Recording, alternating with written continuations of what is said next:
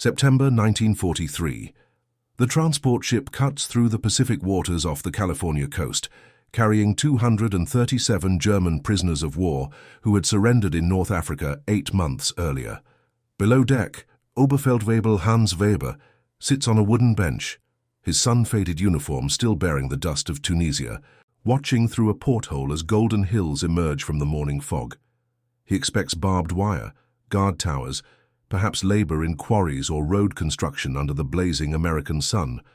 What he cannot possibly imagine is that within 3 weeks he will be sitting beneath grape arbors in Napa Valley, eating fresh peaches during his lunch break, struggling to understand why his captors are treating him better than his own army ever did. Before we dive into this story, make sure to subscribe to the channel and tell me in the comments where you're watching from. It really helps support the channel. This is the extraordinary account of how thousands of German soldiers, captured across European and African theaters, found themselves not in punishment camps, but in the agricultural heartland of California, where the abundance they encountered would fundamentally transform their understanding of the conflict they had been fighting, the ideology they had been taught, and the nation they had been told was their mortal enemy. Hans Weber had joined the military in 1939. A young man from a small farming village near Stuttgart, where his family had worked the same vineyard for 4 generations. He had believed what he was told, that Germany was surrounded by enemies, that resources were scarce, that the homeland needed living space to survive. The North African campaign had reinforced these beliefs. He had seen his unit struggle with supply shortages, watched rations dwindle, felt the gnawing hunger that became a constant companion. When British forces finally overwhelmed his position near Tunis in February 1943, part of him felt relief. At least as a prisoner, he thought, the uncertainty would end. The journey to America took 6 weeks. Weber and his fellow prisoners were processed through camps in England first, where they received clean uniforms, medical examinations, and more food than they had seen in months. The rumors began there. America was different, some said. The Geneva Convention was actually followed. Others dismissed this as propaganda, designed to make them soft, to break their spirits before real punishment began. Weber kept a journal, writing in tiny script on whatever paper he could find. His entry from the ship crossing the Atlantic read, "We have been given 3 meals today, 3 full meals. Some of the younger soldiers are crying because they cannot remember the last time their stomachs did not ache. Surely this cannot last. Surely when we reach America, the masks will come off." The masks never came off because there were no masks. Camp Beale in Northern California became the processing center for thousands of German prisoners destined for agricultural work details throughout the state. Lieutenant Colonel James Patterson, who oversaw prisoner assignments, faced an unprecedented logistical challenge. California's agricultural industry was hemorrhaging workers as young American men shipped overseas. The 1943 harvest season was projected to lose 40% of normal production. Crops were literally rotting in fields. The state's entire food supply chain faced potential collapse. The solution arrived in the form of 17,000 German prisoners of war. Patterson's memos to Washington revealed his pragmatic approach. He wrote, "These men are farmers, vintners, and laborers. Many possess agricultural skills exceeding those of available civilian workers. The Geneva Convention permits prisoner labor in non-military industries with proper compensation. We can solve California's harvest crisis while maintaining humane treatment of prisoners." This serves multiple strategic purposes. What Patterson understood, and what would prove transformative, was that treating prisoners well was not merely ethical, it was psychologically devastating to their former worldview. Hans Weber's work assignment came through on a Tuesday morning in late September. He and 47 other prisoners were loaded onto trucks, driven north through landscapes that left them speechless. The scale of California's agricultural abundance defied comprehension. Orchards stretched to horizons. Vineyards covered entire hillsides. Irrigation systems watered thousands of acres. They passed warehouses storing enough grain to feed armies, silos that could hold harvests from entire German provinces. Weber wrote, "Today we saw more fruit trees in one valley than exist in my entire home region. I do not understand. How can one nation possess such resources and still want more?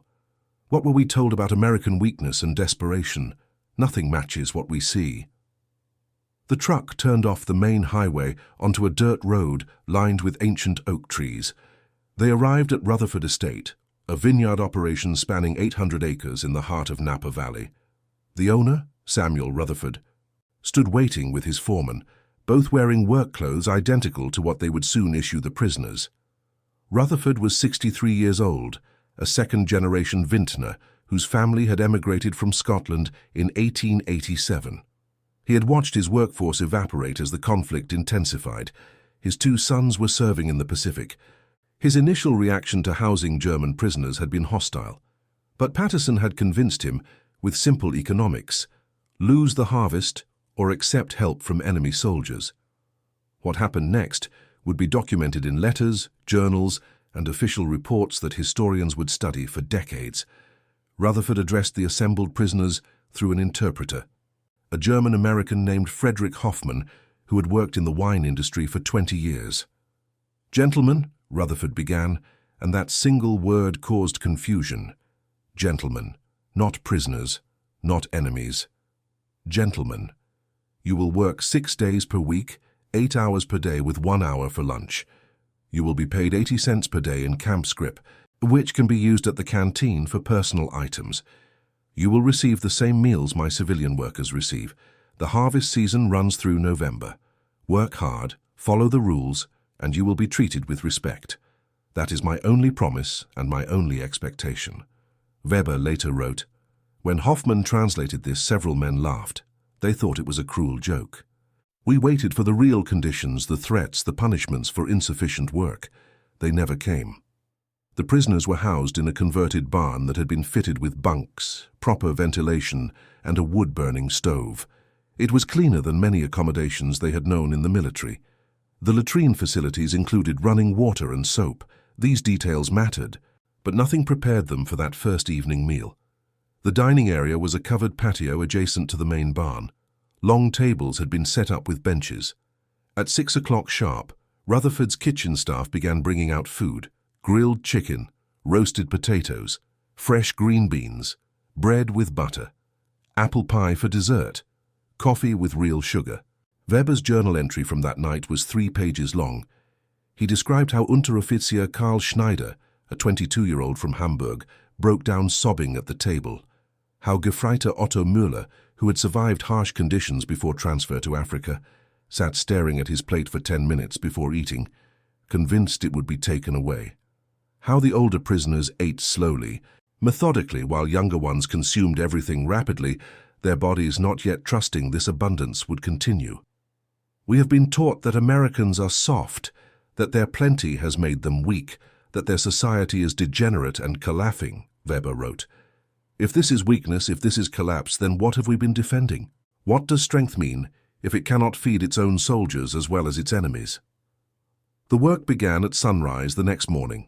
Rutherford's foreman, a man named Thomas Chen, whose family had immigrated from China 2 generations earlier, demonstrated proper grape harvesting technique. The Cabernet Sauvignon vines were at peak ripeness. Each cluster had to be cut carefully, inspected for rot or damage, and placed gently in collection bins to avoid crushing. Chen spoke through Hoffman, his instructions patient and detailed. He treated the German prisoners exactly as he would any new workers, correcting mistakes without anger, praising good technique when he saw it. This consistency of treatment proved more disorienting than any punishment could have been. Weber had worked his family's vineyard since childhood. He knew grapes.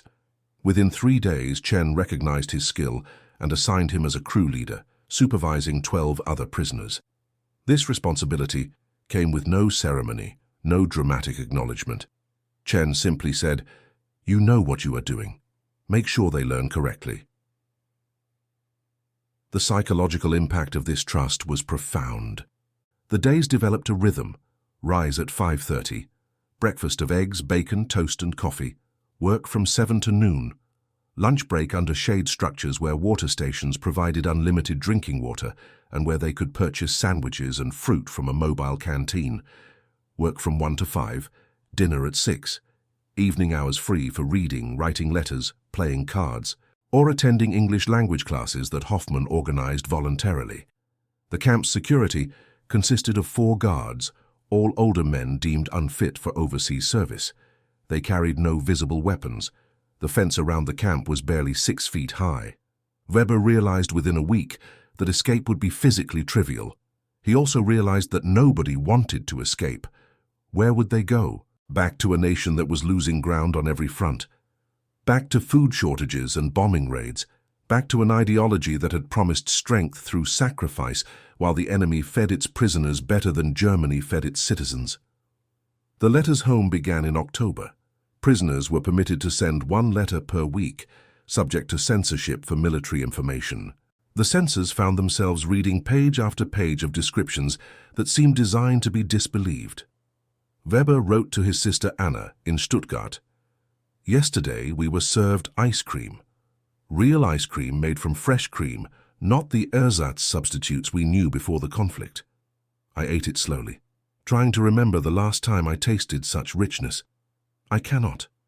Perhaps never." The workers here, the civilian Americans, consider this normal. They complain when the coffee is not hot enough. I want to laugh and cry simultaneously. Karl Schneider wrote to his mother in Hamburg, "The man who supervises us is Chinese. We were taught that Americans are racial degenerates who mix with inferior peoples, and this causes their weakness. But Thomas Chen can outwork any man here. He has a wife and 3 children. His eldest son is serving in their military somewhere in the Pacific, fighting for the same nation that welcomed his grandparents as immigrants. How do I reconcile what I was taught with what I see?"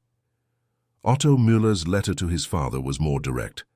"Papa, everything we were told was lies. Everything. The Americans are not weak. Their strength comes from their abundance, and their abundance comes from systems we cannot match. Their factories outproduce ours 10 to 1. Their farms feed armies while having surplus for prisoners. I do not write this to hurt you, but you must understand what we face. This conflict cannot be won because the disparity is too great." The censors forwarded these letters to intelligence officers who began recognizing patterns. The prisoner testimony provided more valuable psychological insight than any propaganda campaign could achieve. These men were being defeated not by cruelty, but by generosity, not by force but by example. November brought the olive harvest. Rutherford had 300 acres of olive groves that produced oil for commercial sale. The work was different from grapes, requiring long poles to shake branches and nets spread beneath trees to catch falling fruit. Weber's crew adapted quickly. One afternoon, Rutherford himself came to observe the work. He walked through the groves with Hoffman, stopping occasionally to examine the collection nets or inspect the fruit quality. When he reached Weber's section, he paused. "You have experience with this," Rutherford said through Hoffman. Not a question, an observation. "My family's vineyard had olive trees on the western slope," Weber replied. "Smaller scale than this, but the principle is the same." Rutherford nodded. Then he did something that Weber would remember for the rest of his life. He reached into his jacket and pulled out a worn leather flask. He opened it, took a drink, then offered it to Weber. The moment froze. The guards noticed but did not intervene. The other prisoners stopped working, watching. Weber understood the significance. This was not just sharing a drink. This was a gesture of equality, of recognition, perhaps even respect. Weber accepted the flask and drank. Wine, excellent wine. He handed it back. "That is from these grapes," Rutherford said. 1938 vintage, a good year. You did quality work today. I wanted you to taste the result of proper cultivation." Through Hoffman's translation, Weber responded, "In my village, we had a saying. The vine remembers the hands that tend it. Good hands make good wine." Rutherford smiled, a rare expression according to his workers. "Your village had wisdom. When this conflict ends, you should return to your vines. The world will need good vintners." That evening, Weber wrote the longest journal entry of his captivity. He described the encounter in detail, then added, "Today an enemy showed me more respect than any officer in my own army ever did. He shared his wine, the product of his land and labor, with a prisoner, He spoke to me as a fellow craftsman, not as a defeated soldier. I do not know how to process this. Everything I believed about hierarchy, about strength, about the natural order of nations and peoples, it dissolves like sugar in water when confronted with simple human decency. The transformation was not universal or immediate. Some prisoners remained committed to the ideology they had served. They called Weber and others like him weak, corrupted, broken. They refused to acknowledge what they saw, clinging to explanations that grew increasingly desperate. The food was deliberately excessive to make them soft. The good treatment was designed to extract information. The abundance was theatrical, a facade maintained only for their benefit, while regular Americans starved. But these explanations could not survive sustained exposure to reality. In December, Rutherford allowed the prisoners to attend a Christmas celebration in the nearby town. Under light guard supervision, they walked through streets decorated with lights and wreaths. Store windows displayed goods in quantities they had never seen. Families shopped freely, complaining about rationing that would have seemed like luxury to any German civilian. Children played in parks, well-fed and clothed, ignorant of the privations that had defined childhood in Europe. Weber stood outside a toy store, watching a father and daughter select a doll from shelves stocked with dozens of options. The girl was perhaps 6 years old, blonde pigtails, arguing cheerfully with her father about which doll was prettiest. She reminded him of his niece back in Stuttgart, who would now be about the same age, growing up amid shortages and fear. Karl Schneider stood beside him. "That girl has more choices for toys than our families have for food," he said quietly. "And they call this a nation in crisis, struggling in a conflict. What does that make us?" The question had no good answer. The camp organized a Christmas dinner that became legendary in prisoner accounts. Turkey, ham, potatoes, prepared 3 different ways, multiple vegetables, fresh baked rolls, 3 kinds of pie, and real beer. Rutherford attended, sitting at the tables with prisoners and guards alike, asking about their families back home, sharing stories about his sons serving overseas. At one point, Rutherford stood and raised his glass. Hoffman translated his words. "Gentlemen, we gather tonight in unusual circumstances. You are far from home. Many of you do not understand why you are being treated as you are. I will tell you plainly. My sons are fighting in the Pacific. I pray every night that if they are captured, their enemies show them the mercy and dignity that human beings deserve. I treat you as I hope they would be treated. That is not weakness, that is civilization. Merry Christmas." The prisoners stood and raised their glaze in return. Several wept openly. Weber's Christmas letter home tried to explain this to his sister. "Anna, I no longer fear punishment. I fear returning to a homeland that cannot comprehend what I have learned. How do I tell our neighbors that the enemy possesses more humanity than we were permitted to believe? How do I explain that I have been shown what a properly functioning society looks like, and it bears no resemblance to what we were promised?" January 1944 brought winter pruning season. The vines needed to be trimmed back, shaped for the coming growing season.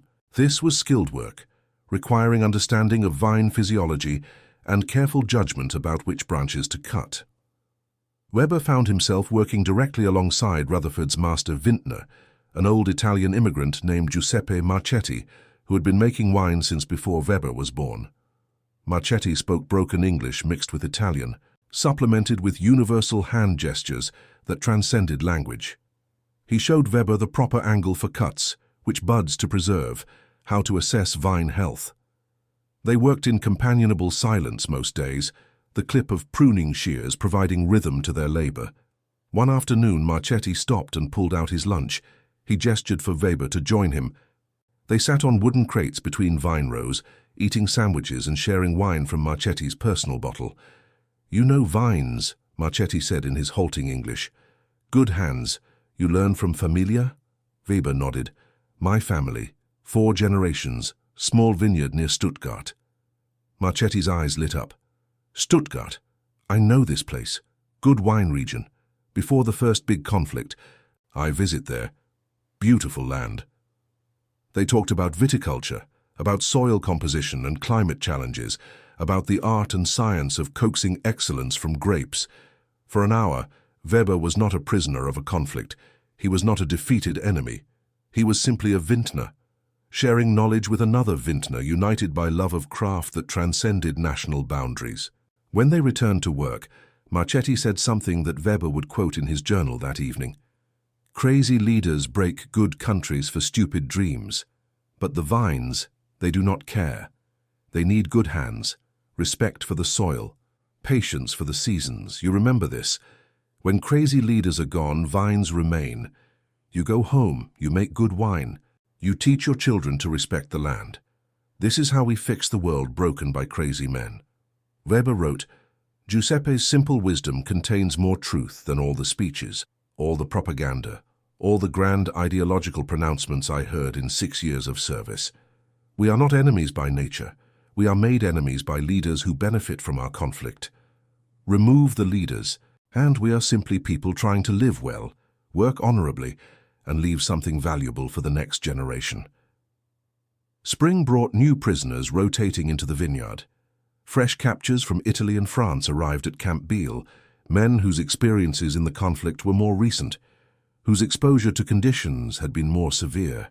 Weber watched them arrive with the same confusion he had felt 6 months earlier, the same disbelief, the same suspicion that good treatment was a trick. He took it upon himself to explain reality to new arrivals. In the evenings, he would gather small groups and speak plainly. "What you see here is real. The food, the respect, the working conditions, this is normal for them, not special. Not designed to break us. This is simply how a wealthy society functions when it has proper systems. Do not resist this knowledge." Some listened, others refused. Weber recognized that accepting the truth required abandoning comfortable certainties, acknowledging that everything they had sacrificed for had been based on false premises. Karl Schneider became Weber's closest friend during this period. Both men had come from farming backgrounds. Both had believed in service and duty. Both were being fundamentally transformed by their captivity experience. They would sit in the evenings, writing letters or reading books from the camp library, discussing what post-conflict life might look like. "If we return to Germany, we will be changed men living in an unchanged society," Schneider said one April evening. "How do we bridge that gap?" Weber had no answer, but he knew the question was crucial. The vineyard work continued through spring planting, summer cultivation, and into the 1944 harvest season. Weber had been at Rutherford Estate for a full year. He had worked alongside Americans, Chinese, Italians, and fellow Germans. He had learned advanced viticulture techniques. He had saved his 80-cent daily wages, accumulating camp scrip that he spent on books, writing materials, and care packages to send home. He had also begun teaching English to other prisoners, using materials Hoffman provided. Language opened doors to understanding. The more English they learned, the more they could interact with civilian workers, listen to radio broadcasts, read newspapers. Information flow accelerated their psychological transformation. In August 1944, Rutherford called Weber to his office in the main estate house. This was unusual. Prisoners did not typically enter the family residence. Weber was escorted by a guard through hallways lined with family photographs, past a living room where Rutherford's wife sat reading, into a wood-paneled study lined with books and wine bottles. Rutherford gestured to a leather chair. Weber sat hesitantly. Hoffman arrived moments later to translate. "Hans," Rutherford began, using his first name, "I have been impressed with your work this past year. Giuseppe speaks highly of your skills. Thomas says you are the best crew leader he has had, prisoner or civilian. I wanted you to know that your work has not gone unnoticed." Weber nodded, uncertain where this was leading. Rutherford continued, "The conflict in Europe is approaching its conclusion. When it ends, you will return home to a nation that will need rebuilding. The agricultural sector especially will need experienced hands and modern knowledge. I want to offer you something." From his desk drawer, Rutherford pulled out a leather-bound notebook filled with handwritten notes, diagrams, and sketches. "This is 50 years of accumulated viticulture knowledge from my family. Techniques we have refined, lessons we have learned, mistakes we have made. I'm giving this to you. Take it home. Use it to rebuild your family's vineyard. Teach others. Help restore German agriculture with modern methods." Weber stared at the notebook, unable to process the gesture. This represented a lifetime of professional knowledge, trade secrets that would give any competitor advantages, and it was being freely given to an enemy soldier. "I do not understand," Weber said through Hoffman. "Why would you give this to me?" Rutherford's response was simple and devastating in its honesty. "Because spite is expensive and generosity costs nothing when you have plenty.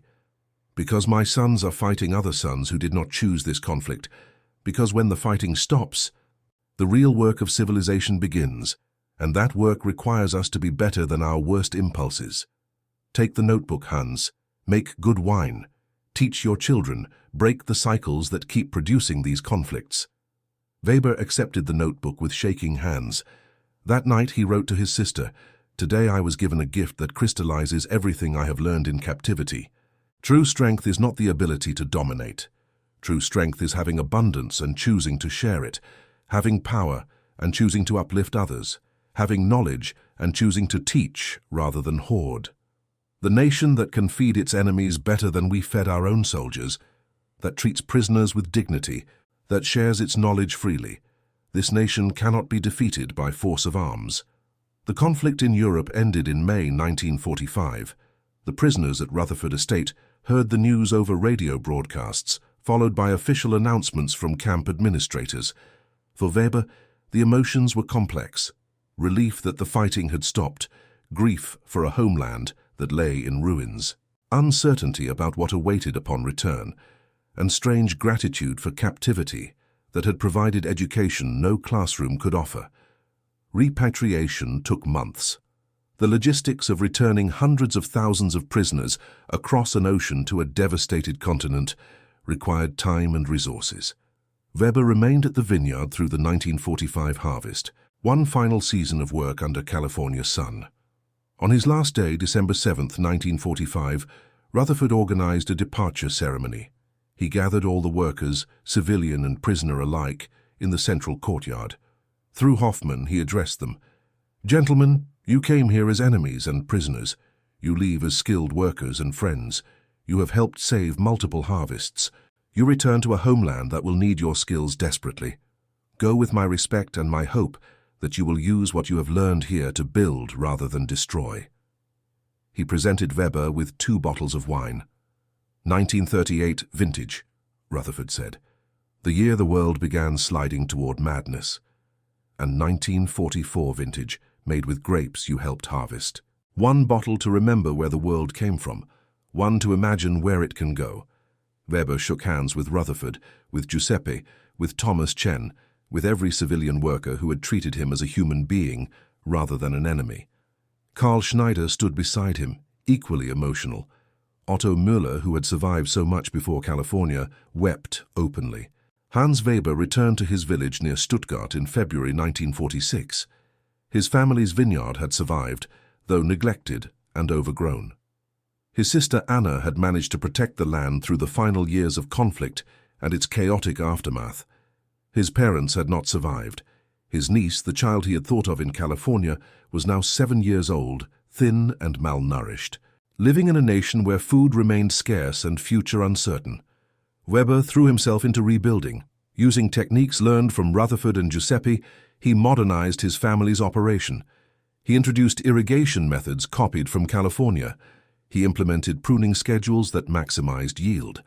He shared knowledge freely with neighbors, organizing informal education sessions where he taught returning soldiers and farmers what he had learned.